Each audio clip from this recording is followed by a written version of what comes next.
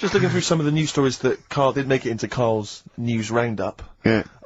This one you might be interested in. Headline: Woman says partner ran off to become vampire. Yeah. And it says a young mother says her partner has dumped her to become a vampire. Rebecca Roberts from Somerset says Matthew Barrett fell for a blood-worshipping woman in a US cult. The 23-year-old mother says he began shaving all his body hair, dressed in black, and used Rebecca's lipstick to redden his eyes. Rebecca caught him performing weird blood rituals in front of his computer at night, cutting himself to prove commitment. She said, "I thought it was just a hobby." Everyone's got a right to one. I was pleased he'd found an interest. Brilliant. This is apparently from The Sun. Apparently he's left. He's gone to America. He's living in this Ohio-based cult. But it's the last bit where she's been asked whether or not, if he came back, would she take him back. Sure. And this is where I wonder if the journalist, you know how journalists are supposed to just report the news, be objective. Yeah. I wonder if maybe the journalist here has maybe had some interference. Made the quote better for them than, go on. Because it says, I never thought this would take over his life. Now, if he came back, I'd say fangs, but no fangs. Oh dear! I can't believe. Imagine you're the woman, Rick. Okay. And I've come round. You're the journalist. I'm the journalist, and I've come in and I've said, okay, I read about this. All I have to do is not say that thing. You've come. I understand you're obviously quite upset. Everything's gone gutted. off. If he came back, would you take him back? Definitely not. Right. Really, What would you say to him then if he came back? Just get lost. Right, but I'm really pissed off with you. Would you perhaps say something a bit more pithy? Not in this situation, no. You're upset? He cuts himself, he drinks blood, he's left me. Sod off. I'm not interested, mate. Because I'll tell you what. Go on. I mean, I like what you said there, but I wonder if we could condense that a bit more. If he came back, would you say... Go away. Would you ever say something like, thanks, but no thanks? No, because it makes it flippant, because I'm really angry. I know you're annoyed. And I'm upset, so I wouldn't say... I certainly wouldn't say thanks. I might say no thanks. But what if you sort of said it, like, aggressively, like, you gave him the finger? Thanks, but no thanks. Like, you didn't really mean it. What, sort of sarcastically? Sarcastically, would you possibly say I might say thanks, but no thanks, and that'll be it, and that's that, and I'd leave it there. I'd never change that. Sure. I'd never change those words. Can I ask you a question? Go on. Do you like puns?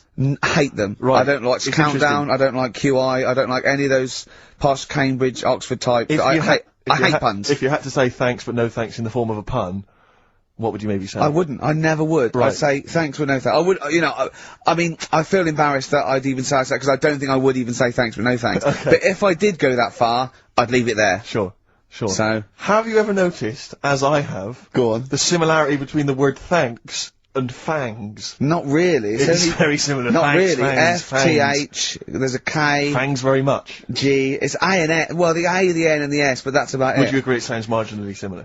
Yeah, Is it possible you might one day say fangs but no fangs? I wouldn't know. Right.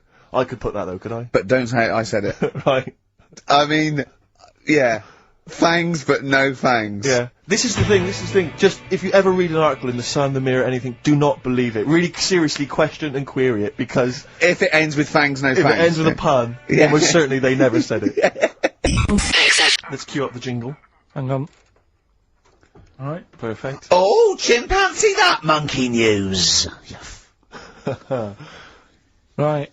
Let's have a look. This one's from some woman, right? Yeah. And she was taking part in the London to Brighton bike ride, right? Lovely day, weather's good and everything. What year? She's, just a couple of months ago.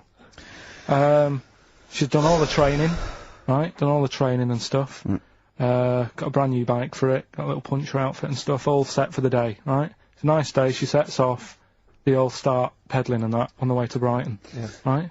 So she knows the route and that, got little headphones on, cycling along. Suddenly... Right, okay, I'm sorry now. If a cyclist overtakes her, and it's going really fast and it's sort of hunched over, but it's got, like, lots of cycling gear on and a helmet and goggles, and they can't tell what it is, but they just know it's like a little hairy fella, who hasn't bothered shaving his legs, which is weird, isn't it? Because cyclists usually shave their legs, and this bloke had really hairy legs. But, and it won. They gave it the medal. It won 3 years running. They gave it the key to the city. It had its own game show.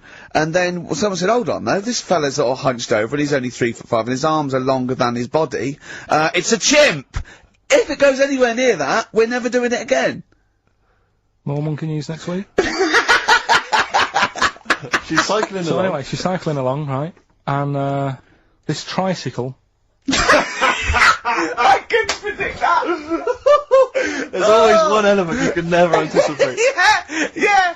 Got a kiddie's tricycle with a little kid on it. Little hairy kid with a helmet. Okay, just go on then. Well, a tricycle comes Whizzing past, yeah. him. Strong legs, don't they, Chimps? So she's thinking but didn't get a chance to see the Oh, yeah, couldn't quite see the cyclist! Oh, God! You bald mank git. Go on. Yeah, research scientist Karl Pilkington. So anyway, she gets to the end line, right? Yeah. And they got talking. It was a nice day, nice race and all that. So did you see a little thing on a tricycle? Thing? Well, a person, surely, just a human. Did you see that? No. Did you see that bloke on the tricycle? So anyway, turns tricycle. out... Yeah! But what did you say thing? Well, no, that's suspicious. I mean, what did you say? Did you see that fellow on a tricycle? Anyway, so it turns out... Go on. It was a chimp. You're joking! Right. Well, Christ almighty, there you go. Unbelievable, and it was a chimp all along. So anyway, right, so the woman's like, We're never doing this again. checking out the news, right? There's nothing on it. She checks out XFM Monkey News. Right, okay, I'll stop you there mention again. Right, if it turns out she does the news, right, and the circus goes, we're looking for our chimp, it used to ride this tricycle, and it escaped with police chasing it. No. So she listened to XFM, see if I'd picked up on the story. Yeah, sure. I didn't have it and stuff. So she got in touch with the organisers of the London to Brighton bike ride, said, look, saw a little hairy fella. Why did she care? Because she wanted to know, she thought it was a bit odd. Well, Turns why- out it was a chimp. They weren't happy about it. Of course not. Because now the owner of the chimp wants to enter it into the Tour de France.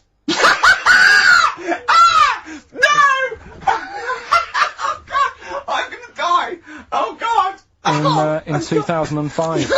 Now, a couple of questions. I trust you'll be able to answer these. Go on. Oh, God! Steve, help me out. How did it get hold of the tricycle? I don't know. Okay.